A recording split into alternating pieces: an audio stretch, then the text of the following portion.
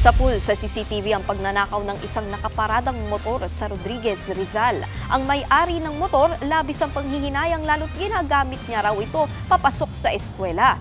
May Express report si Carol De Asa. Sa kuha ng CCTV, makikita ang pagsampa ng isang lalaki sa nakaparadang motor sa tapat ng samgyupsalan sa Barangay San Isidro sa Rodriguez, Rizal. Ilang sandali pa, pinaandar niya ito at saka sumibat kasama ang isa pang rider. Suot ang puting helmet at pink na helmet, nakunan sila papuntang direksyon ng San Mateo, Rizal. Ang kaso, hindi pala sila ang may-ari ng motor.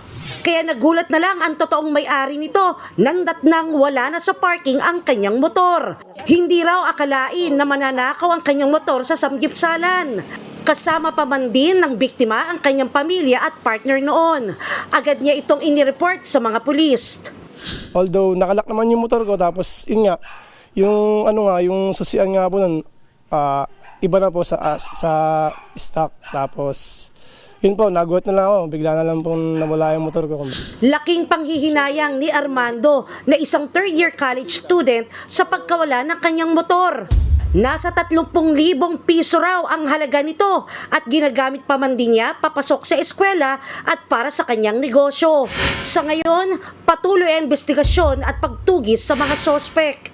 Nagbabalita mula sa frontline, Carol De Asa, News 5! Mga kapatid, Nikki de Guzman po. Para sa pasada ng mga rumaratsyadang balita, mag-follow at mag-subscribe na sa social media pages ng News 5.